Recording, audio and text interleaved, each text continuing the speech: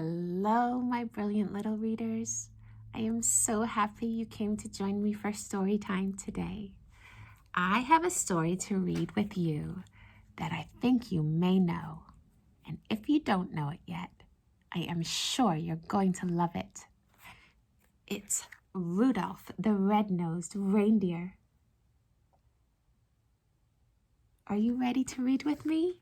Okay, let's do it. Rudolph the Red-Nosed Reindeer. Adapted by Rick Bunsen, illustrated by Arcadia.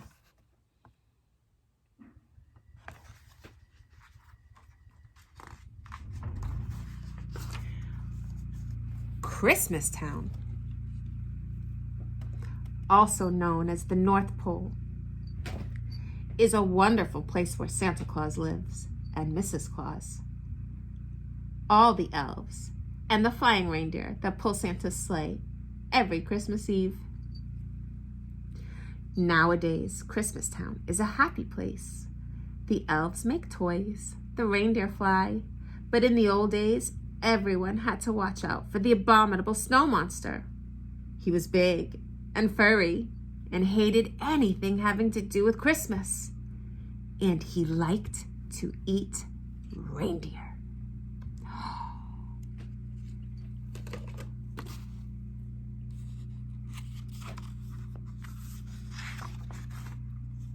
All that started to change when Santa's lead reindeer, Donner, became a papa. "We'll call him Rudolph," said Donner, looking at his new son. Suddenly, Donner and Mrs. Donner saw a bright light. "He's got a shiny red nose," said Donner in surprise. "I'd even say it glows." Santa came to see the new arrival. But then he saw Rudolph's nose. "Let's hope this glowing stops if Rudolph wants to make the sleigh team," Santa said. "We can't have any shiny noses flying through the sky." So the Donners put a little cover on Rudolph's nose.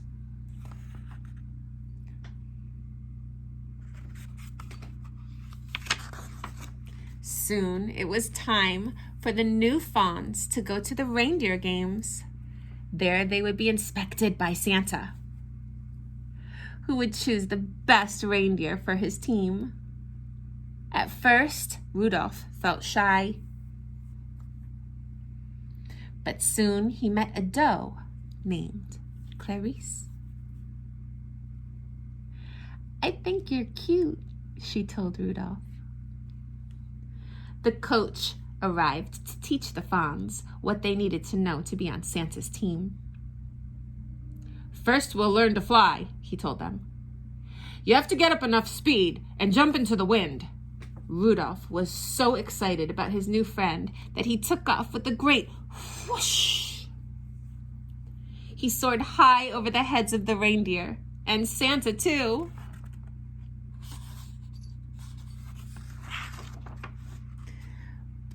But as all the young reindeer continued to play, the cover popped off Rudolph's nose. It shone forth for all to see. Beep. At first, the other deer were frightened, but soon they began to laugh and called poor Rudolph names. "Rudolph the Red-Nosed Reindeer," they jeered. And the coach said, "Go on home. From now on, you can't join in any reindeer games." Only Clarice didn't laugh at Rudolph.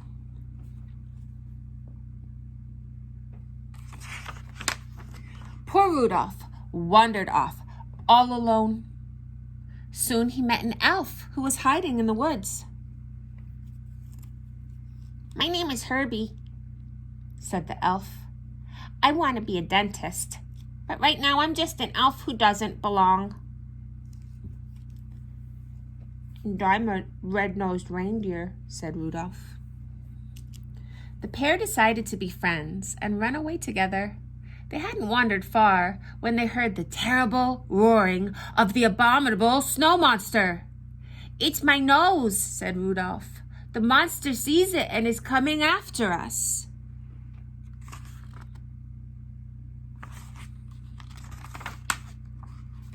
Rudolph and Herbie were saved by Yukon Cornelius, the greatest prospector in the north. "Jump onto my sled," said Cornelius, "and we'll run like crazy." But no matter how fast they went, the monster stayed close behind. Finally, they were trapped at the water's edge. Cornelius chopped the ice with his axe, and the friends floated safely away. They floated all night and landed on a strange island where they were greeted by a puppet that sprang from a box. "I'm the official sentry of the Island of Misfit Toys," said the puppet. "My name is Charlie, and that's why I'm a misfit toy. No child wants to play with a Charlie in a box."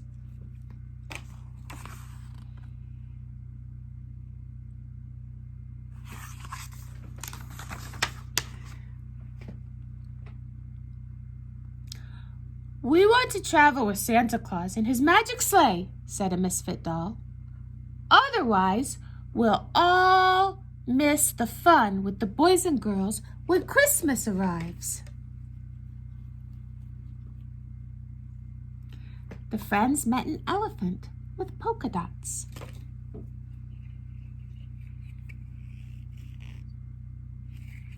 A choo-choo train with square wheels.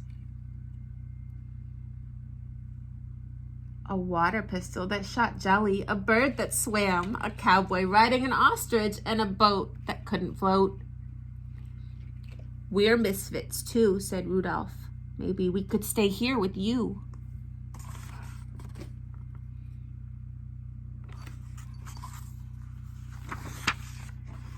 But the king of the island would let them stay for only one night. "This island is for toys alone," he said.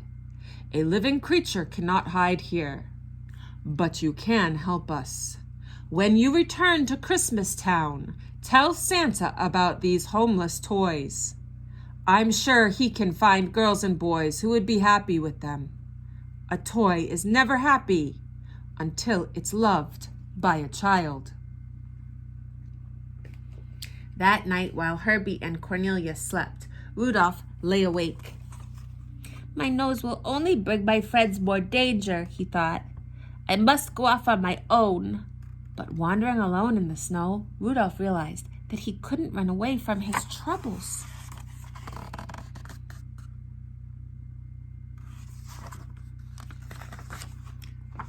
Rudolph returned to the mainland and headed for Christmas Town. But first, he had to pass the cave of the abominable snow monster. As he did, Rudolph heard voices crying, "Help! Help!" Rudolph rushed inside. There were Rudolph's parents and Clarice. They had been searching for Rudolph and had been caught by the monster who was about to devour Clarice.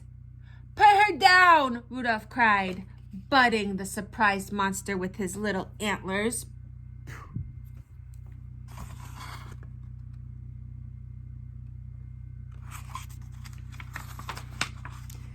Just then, Herbie and Cornelius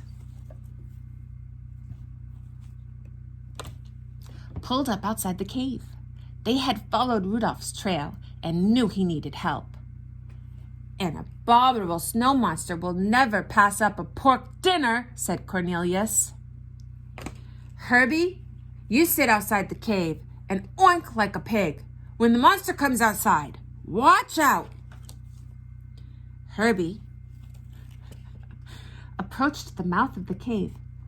"Oink, oink," he called. The monster dropped Clarice and rushed outside. At that moment, Cornelius pushed a giant snowball down on top of him. Splat! Working quickly while the monster was stunned, Herbie used his dentist tools to remove the monster's teeth.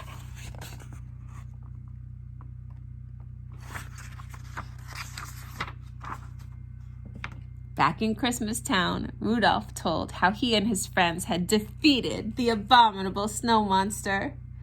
Everyone realized that misfits have their place too. Rudolph told Santa about the misfit toys. As soon as the storm lets up, I'll find homes for them, Santa promised. Then the weather elf handed Santa his report. Santa gasped. The storm won't subside by tonight. I won't be able to fly my sleigh. Suddenly, a flash of light caught Santa's eye. Rudolph, he said, what a beautiful, wonderful nose. Won't you guide my sleigh tonight? I'd be honored to, said Rudolph, putting on his jingle bells.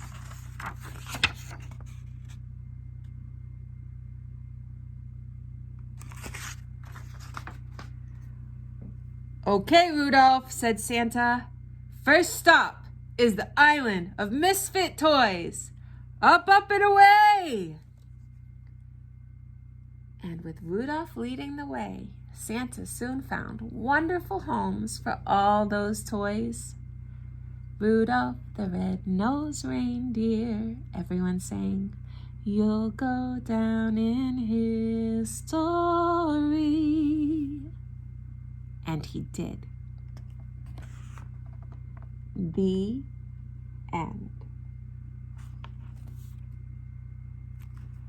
I hope you loved our story, Rudolph the Red-Nosed Reindeer.